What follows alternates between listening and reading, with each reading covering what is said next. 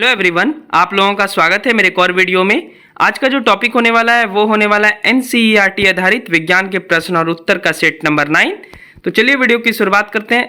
पर इससे पहले अगर हमारे चैनल को सब्सक्राइब नहीं किया है तो चैनल को सब्सक्राइब कर लेंगे और एक लाइक कर लेंगे। चलिए 81 नंबर से समझते हैं। मनुष्य में कितने गुणसूत्र पाए जाते हैं? तो इसका आंसर होगा 46। 23 जोड़ी बोलते हैं। 22 जोड़ी नर एवं मादा में समान होता है। जो नर में होता है वो मादा में होता है। तो यहाँ पे रॉ कर लेंगे आप, 9 और रॉ। यह शरीर के अन्य लक्षणों का निर्धारण करता है। इसे ऑटोसोम या कायिक गुणसूत्र कहते हैं। यानी 22 जोड़ी का कोई लिंग निर्धारण में उपयोग नहीं होता है, ये याद रखेंगे। शेष एक जोड़ी गुणसूत्र नर एवं मादा में अलग अलग होता है, जो उनके लिंग का निर्धारण करते हैं। इन्हें लैंगिक गुणसूत्र या हेटेरोसोम या एलोसोम कहते हैं। मादा और नर, ठीक है, यानी मेल और फीमेल का अलग अलग गुणसूत्र होता है, अलग अलग लिंग होता है। तो ये दर्शाता है एक जोड़ी। लेकिन जो 22 जोड़ी बचा वो दोनों में समान होता है, जो कि शरीर में अलग अलग काम जो हम सबका होता है उसके तहत उसको किया जाता है। ये बात समझ में आ गया होगा। नर में XY तथा मादा में XX होता है, ये भी याद रखेंगे, डायरेक्ट एग्जाम में आ जाता है। मानव में शिशु का निर्धारण पिता का शुक्राणु करता है। यानी जो शिशु का स्ट्रक्चर बनेगा, शिशु कैसा आएगा धरती पे, वो कौन करता है? तो पिता का शुक्राणु। दूसरी बात, पक्षियों मछलियों शरीर पर वक्त में मादा विषम युग्मी ZW होता है, जबकि नर युग्मी क्या होता है? ZZ होता है। ये पक्षी के लिए है। तो पक्षी के लिए अगर पूछ दे तो जो फीमेल वाला होगा उसको ZW बोलेंगे और जो मेल वाला होगा उसको ZZ बोलेंगे। लेकिन अगर मानव का पूछ ले तो मेल वाले को XY बोलेंगे और मादा वाले को XX बोलेंगे। क्वेश्चन नंबर 82 है, प्राथमिक रंग कौन कौन से होते हैं? तो इसका आंसर हो जाएगा लाल, हरा और नीला। यानी ये तीनों जो कलर हैं, इन्हीं तीनों को मिश्रण करके और सारे कलर बनाए जाते हैं, इसलिए इन्हें प्राथमिक रंग कहा जाता है। तो डिफिनेशन देख लीजिए, वे रंग जो किसी अन्य रंगों के मिश्रण से प्राप्त ना हो प्राथमिक रंग कहलाता है। तो प्राथमिक रंग याद रखेंगे लाल, हरा और नीला। प्राथमिक रंगों के मिश्रण से बने रंग द्वितीय रंग कहलाते हैं। मतलब जब इन सबको मिक्स्ड किया जाता है तो द्वितीय रंग बनता है। जैसे हरा प्लस लाल जब आप मिलाएंगे तो वो पीला रंग हो जाएगा। दूसरा है नीला प्लस लाल मिलाएंगे तो मेजेंटा बन जाएगा, और ये BPSC 69 में पूछा भी था। एक और रंग होता है, जिन दो रंगों को मिलाने से सफ़ेद रंग प्राप्त हो, यानी श्वेत कलर प्राप्त हो, उसको पूरक रंग बोलते हैं। अगर आप नीला और पीला को मिलाएंगे तो वो सफ़ेद बन जाएगा, हरा और मेजेंटा को मिलाएंगे तो वो सफ़ेद बन जाएगा। तो ये तीनों रंग है। प्राथमिक रंग में कौन कौन सा आ गया? लाल, हरा और नीला, ये प्राथमिक रंग है। ये किसी मिक्स्ड से नहीं बनता है। प्राथमिक रंगों के मिश्रण से बने रंग द्वितीय रंग कहलाते हैं। यानी लाल, हरा, नीला को अगर आप मिक्स करते रहेंगे तो द्वितीय रंग आपको प्राप्त होगा, और वो दो रंग मिलाने से जो सफ़ेद बने उसको बोलते हैं पूरक रंग। यानी नीला प्लस पीला अगर आप मिलाएंगे तो सफ़ेद आ जाएगा, या हरा प्लस मेजेंटा मिलाएंगे तो वो सफ़ेद बन जाएगा। तो इतना याद रखना है। 83 नंबर क्वेश्चन है, मरीजों के पेट के अंदर का परीक्षण करने हेतु डॉक्टरों द्वारा प्रयुक्त एंडोस्कोप किस सिद्धांत पर कार्य करता है? तो इसका आंसर हो जाएगा प्रकाश का सकल आंतरिक परावर्तन। अब ये एंडोस्कोप क्या है? तो बगल में आप फोटो देख लीजिए, डॉक्टर देख रहा है, और ये जो पाइप है ये मनुष्य के पेट में डाला गया है, मुंह या नाक के द्वारा डाला जाता है। तो अब देख लेते हैं इसके एक्सप्लेनेशन क्या है। तो एंडोस्कोपी में फाइबर ऑप्टिक्स तकनीक का प्रयोग होता है।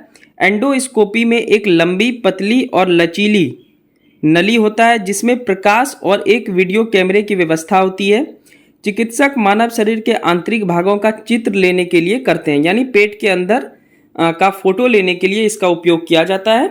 मानव के प्राकृतिक छिद्र, मुंह या नाक इत्यादि के रास्ते से शरीर में प्रवेश कराया जाता है। तो एंडोस्कोप किस सिद्धांत पे कार्य करता है? प्रकाश का सकल आंतरिक परावर्तन। दूसरी बात, ये फाइबर ऑप्टिक्स की तकनीक पर काम करता है। ये फाइबर ऑप्टिक्स एक्चुअल में होता क्या है? तो समुद्र के अंदर जो तार बिछाया जाता है संचार के लिए, तो उसी को ऑप्टिक्स बोलते हैं, फाइबर ऑप्टिक्स। तो इस तकनीक का प्रयोग किया जाता है। दूसरी बात, मानव के मुंह या नाक से इस पाइप को अंदर डाला जाता है, और इसमें क्या क्या व्यवस्था की गई है? प्रकाश और वीडियो कैमरा। यानी आपके पेट के अंदर कैमरा को डाल दिया गया है, पर ये कैमरे से अलग है। ऐसा मत समझिएगा कि कैमरा डाल दिया है। सिंपल सा बात है, इसमें प्रकाश और वीडियो कैमरा की व्यवस्था की गई है। मतलब वैसा नहीं कि पिक्सल कैमरा वाला, ऐसा बिल्कुल मत समझिएगा। और क्यों की गई है? तो शरीर के आंतरिक भाग को देखने के लिए, यानी पेट के अंदर क्या दिक्कत है मरीज को वो देखने के लिए इसका उपयोग किया जाता है। तो एंडोस्कोप याद रखेंगे। 84 नंबर क्वेश्चन है, लिक्विड पेट्रोलियम गैस जिसको एलपीजी बोलते हैं, सबके घरों में अवेलेबल है, कि मुख्य अवयव क्या है। एक्चुअली में एलपीजी में क्या मिला रहता है, तो इसका आंसर होगा इथेन, प्रोपेन और ब्यूटेन। इथेन बहुत थोड़ी मात्रा में, प्रोपेन और ब्यूटेन बहुत रहता है। तो इसके बारे में थोड़ा जान लेते हैं, बहुत बार एग्जाम में आता है। द्रवित पेट्रोलियम गैस जिसको एलपीजी बोलते हैं, प्रोपेन, ब्यूटेन तथा आइसोब्यूटेन हाइड्रोकार्बन का मिश्रण होता है जिसको इथेन भी बोलते हैं। यह प्राकृतिक गैस तथा पेट्रोलियम के प्रभाजी आसवन से प्राप्त होता है। अगर पूछ ले कि लिक्विड पेट्रोलियम गैस किस विधि से प्राप्त होता है, तो पेट्रोलियम के प्रभाजी आसवन से प्राप्त होता है। एलपीजी के रिसाव की पहचान के लिए उसमें कुछ दुर्गंध युक्त पदार्थ जैसे मरकैप्टन आदि मिलाया जाता है। तो आप देखते होंगे कभी कभी गैस अगर आप नया खरीदे हैं तो वो बदबू करता है, या फिर खत्म होने वाला रहता है तो फिर ये बदबू करता है। दूसरी बात, जब गैस लीक होता है तो उस टाइम भी बदबू करता है, तो वो बदबू एक्चुअल में क्या है, मरकैप्टन है।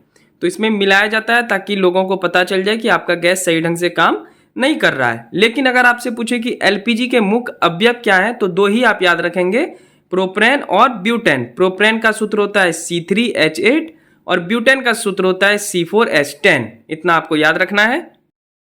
85 नंबर क्वेश्चन है, पृथ्वी पर अधिकांश ऑक्सीजन कौन उत्पादित करता है, यानी अर्थ पे सबसे ज्यादा ऑक्सीजन कौन प्रोड्यूस करता है, तो इसका आंसर हो जाएगा शैवाल। पृथ्वी पर कुल प्रकाश संश्लेषण का लगभग 90% भाग जलीय पौधे व शैवालों द्वारा होता है। तो बगल में आप फोटो देख सकते हैं, अंदर में समुद्र के अंदर भी जो पौधा पाया जाता है वो समुद्री शैवाल है। तो इसमें लगभग 80 से 85% भाग समुद्री शैवालों द्वारा, यानी जो समुद्र में शैवाल पाया जा रहा है वो 80 से 85% ऑक्सीजन प्रोड्यूस करता है। तो कितना इंपॉर्टेंट है वो। इसके अलावा शेष 5 से 10% भाग नदी, तालाब आदि में होता है, तो वो भी इंपॉर्टेंट है। तो सिर्फ आप पृथ्वी के ऊपर नहीं देखें कि अमेजन का जो जंगल है वो सबसे अधिक ऑक्सीजन प्रोड्यूस करता होगा, नहीं, सबसे अधिक प्रोड्यूस करता है कौन, समुद्र के अंदर वाला पौधा। यह शायद आपको पता नहीं होगा। तो समुद्र के अंदर का जो भी शैवाल है वो सबसे अधिक ऑक्सीजन प्रोड्यूस करता है, 80 से 85%, और 5 से 10% भाग नदी, तालाब में जो पाया जाता है वो करता है। हरे पौधे द्वारा प्रकाश संश्लेषण की क्रिया में CO2 का अवशोषण होता है। ये आपको पता है कि पौधे जो है वो प्रकाश संश्लेषण क्रिया से कार्बन डाइऑक्साइड अपने में लेते हैं एवं कार्बोहाइड्रेट तथा ऑक्सीजन का उत्पादन करते हैं, जो कि हम सबको प्राप्त होता है, यानी ऑक्सीजन हम सब पेड़ पौधे से लेते हैं। एक क्वेश्चन और बहुत ही इंपॉर्टेंट बनता है यहाँ पे कि पौधे व पेड़ का खाना तैयार करने की प्रक्रिया को क्या बोलते हैं, फोटोसिंथेसिस। ये याद रखेंगे, एग्जाम में काफी बार आया है। तो ये पूरा था सवाल के बारे में। 86 नंबर क्वेश्चन है, प्रकाश सजावट तथा विज्ञापन के लिए नलिकाओं में प्रयुक्त होने वाली गैस कौन सी है, तो इसका आंसर हो जाएगा नियॉन, NE याद रखेंगे। नियॉन का प्रयोग बल्बों में, वनस्पति उद्यान तथा ग्रीन हाउस में भी किया जाता है। नियॉन एक अक्रिय गैस है। अक्रिय गैस मतलब निष्क्रिय गैस है, या उत्कृष्ट गैस यानी नोबेल गैसेस की श्रेणी में आते हैं। तो इतना याद रखेंगे। नियॉन के साथ साथ हम सब 6 अक्रिय गैस के बारे में पहले पढ़ चुके हैं। तो ये नियॉन का कुछ कुछ पूछा जा सकता है कि प्रकाश सजावट में या विज्ञापन की नलिकाओं में कौन सी गैस का प्रयोग होता है, तो नियॉन का। इसका प्रयोग बल्ब में भी किया जाता है, क्योंकि बल्ब में ऑक्सीजन जैसे ही जाएगा वो फ्यूज हो जाएगा। तो बल्बों में अमूमन जो है नोबेल गैस यानी अक्रिय गैस भरा जाता है, जैसे हीलियम, नियॉन, ऐसा। तो ऐसा याद रखना है, बस इसमें ज़्यादा कुछ है नहीं, फैक्ट्स है। 87 नंबर क्वेश्चन है, किस अम्ल का प्रयोग कपड़ों की छपाई व रंगाई में रंग बंधक के रूप में तथा फोटोग्राफी में फेरस ऑक्सलेट के रूप में किया जाता है, तो इसका आंसर हो जाएगा ऑक्जेलिक अम्ल। सूत्र याद रखेंगे COOH2, ये होल 2 है, तो ये याद रखना है आपको। एक बार पूछा था ऑक्जेलिक अम्ल 67 BPSC में। चलिए देखते हैं क्या इसका उपयोग और भी हो सकता है।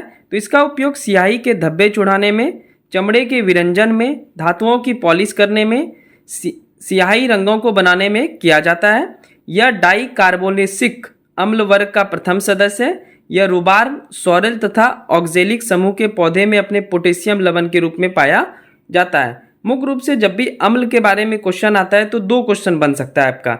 एक तो इसका सूत्र पूछा जा सकता है, दूसरा इसका उपयोग। इसके अलावा कुछ नहीं पूछा जा सकता है। तो नीचे का जो 2 लाइन है बस वो मैं नॉलेज के लिए लिख दिया हूँ, लेकिन आपको ये याद रखना है कि ऑक्जेलिक अम्ल का सूत्र क्या होता है और इसके क्या उपयोग हैं। चलिए बढ़ते हैं अगले क्वेश्चन की ओर। आइए 88 नंबर क्वेश्चन देखते हैं। 88 है, बायोगैस में मुख्यतः क्या शामिल होता है, तो इसका आंसर हो जाएगा कार्बन डाइऑक्साइड एवं मीथेन। मीथेन का सूत्र होता है CH4। देखते हैं बायोगैस एक्चुअल में क्या है। तो ऑक्सीजन की अनुपस्थिति में किसी कार्बनिक पदार्थों की जैविक विखंडन से उत्पन्न गैस बायोगैस कहलाती है। बायोगैस में बहुत ही कम मात्रा में हाइड्रोजन सल्फाइड, नमी तथा सिलाकेशन उपस्थित हो सकते हैं।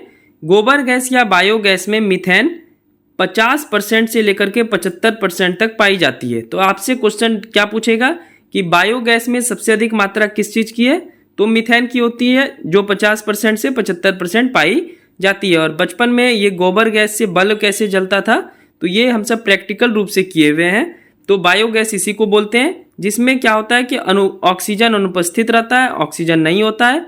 इसमें कार्बन डाइऑक्साइड एवं मीथेन होता है और मीथेन का प्रतिशत सबसे अधिक होता है 50 से लेकर के 75% तक। तो इतना आपको याद रखना है। 89 नंबर क्वेश्चन है ईंधन गैस तथा उसके प्रमुख घटक। तो कुछ ईंधन गैस है और उसमें क्या शामिल होता है ये आपको याद रखना चाहिए।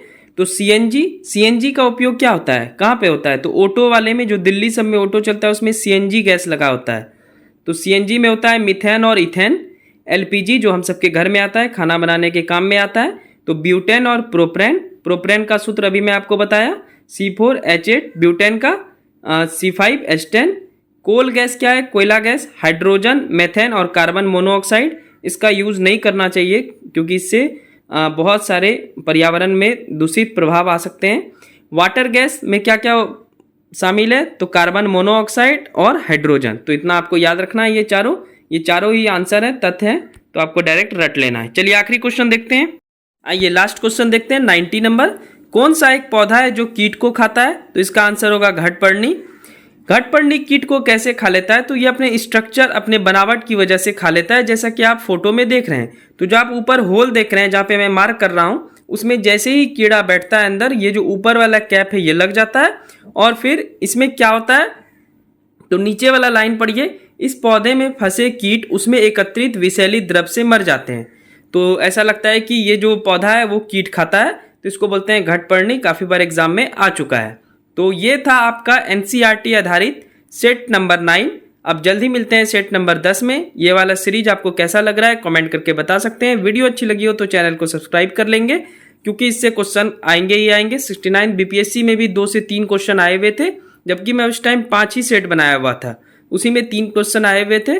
तो प्लीज़ आप इसको अच्छे से देखेंगे। और डेली ये आ ही जाता है, लगभग 1-2 दिन मिस कर जाता हूँ, लेकिन लगभग मैं इसको लाऊंगा ही, क्योंकि ये बहुत ही इंपॉर्टेंट है। ये एनसीईआरटी बेस्ड साइंस के प्रश्न और उत्तर हैं। चलिए जल्दी मिलते हैं नेक्स्ट वीडियो में, तब तक के लिए thank you, bye bye. Channel को जरूर सब्सक्राइब कर लीजिएगा। Thank you, bye bye.